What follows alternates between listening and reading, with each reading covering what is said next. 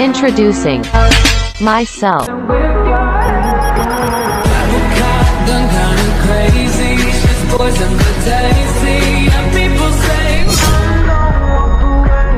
Assalamualaikum warahmatullahi wabarakatuh. Halo Sobat Suta semuanya.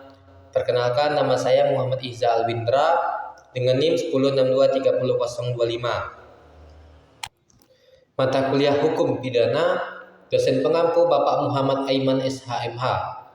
Semester 3, kelas 3A. Program studi Hukum Tata Negara, Fakultas Syariah, Universitas Islam Negeri Sultan Toha Saifuddin Jambi. Pada video penjelasan kali ini saya akan menjelaskan pembahasan tentang delik atau tindak pidana. Jadi delik ini secara sederhana didefinisikan sebagai perbuatan yang melanggar hukum dan diancam dengan pidana berdasarkan ketentuan hukum yang berlaku. Definisi ini menekankan dua unsur penting. Pertama, adanya perbuatan yang melawan hukum, dan kedua, adanya ancaman pidana. Perbuatan yang melawan hukum tersebut didefinisikan secara jelas dan peraturan undang-undangnya mencerminkan prinsip nullum crimen, nulla pona sine lege, atau tidak ada kejahatan, tidak ada hukuman tanpa undang-undang. Istilah delik dalam bahasa Belanda yang dikenal sebagai strafbaar feit memiliki terjemahan yang beragam dalam bahasa Indonesia, menghasilkan perbedaan pemahaman di antara para sarjana hukum. Kemudian ada jenis-jenis delik atau tindak pidana. Pertama, berdasarkan unsur kejahatan. Kemudian ada delik dolus atau sengaja. Delik dolus merupakan perbuatan yang dilakukan dengan sengaja, dengan niat dan kesadaran penuh untuk melanggar hukum. Kemudian ada delik culpa atau kelalaian. Delik culpa merupakan perbuatan yang dilakukan dengan kealpaan, ketidakhati-hatian atau kelalaian yang mengakibatkan kerugian atau pelanggaran hukum.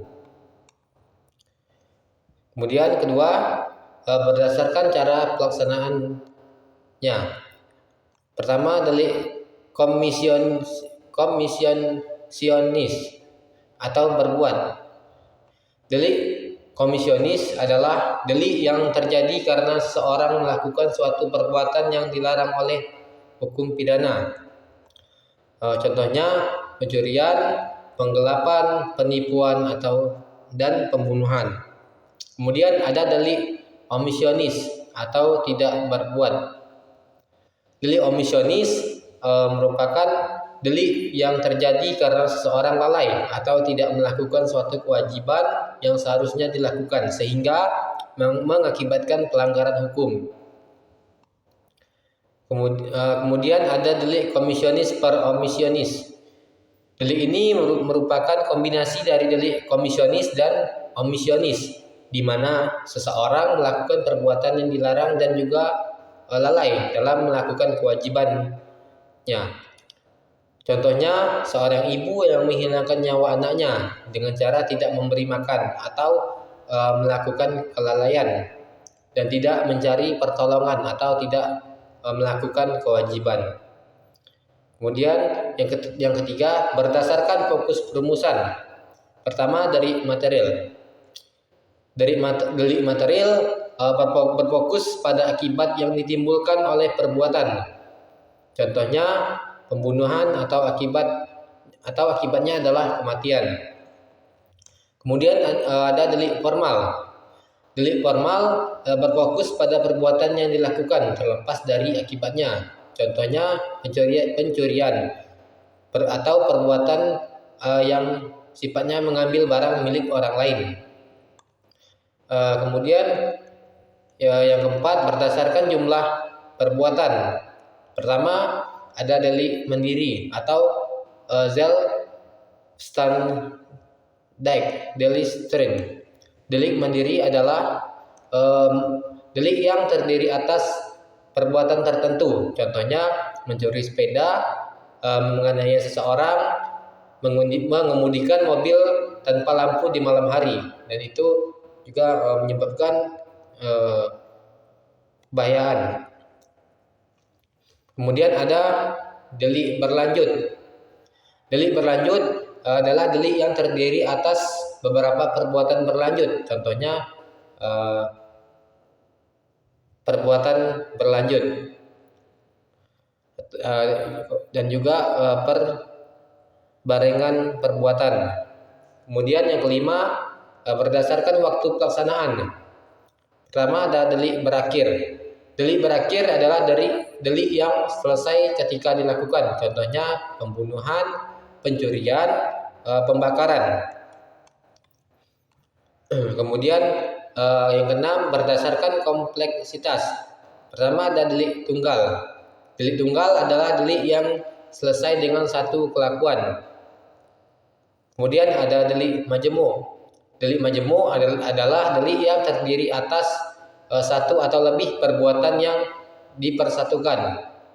Misalnya penadahan, melakukan kejahatan sebagai mata pencaharian, memberikan kesempatan untuk main judi.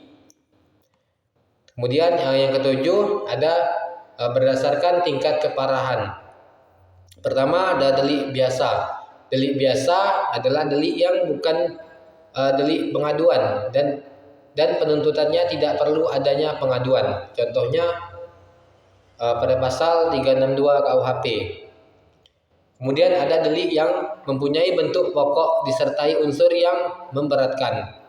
Delik ini merupakan delik biasa yang disertai unsur pemberatan sehingga hukumannya lebih berat. Contohnya pasal 362 KUHP pencurian biasa, pasal 365 KUHP pencurian dengan kekerasan atau begal, dan juga pasal 340 KUHP pembunuhan berencana. Kemudian yang ke-8 ada berdasarkan motif. Pertama delik ekonomi. Delik ekonomi adalah delik yang dilakukan dengan motif ekonomi. Contohnya pencurian, penipuan, penggelapan, dan korupsi. Kemudian ada delik ideologis. Delik ideologis adalah delik yang dilakukan dengan motif ideologis. Contohnya terorisme dan radikalisme. Selanjutnya berdasarkan pelaku. Dari berdasarkan pelaku ini ada delik perorangan. Delik perorangan adalah delik yang dilakukan oleh satu orang. Kemudian ada delik kelompok. Delik kelompok ini delik yang dilakukan oleh lebih dari satu orang. Contohnya kejahatan terorganisir, geng motor, dan terorisme. Kemudian berdasarkan mekanisme penuntutan.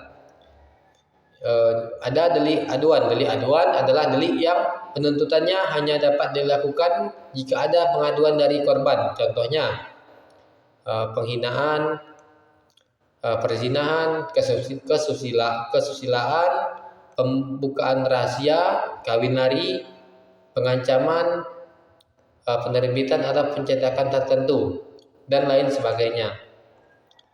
Kemudian yang ke-11 berdasarkan kualitas pelaku, yaitu ada delik propria.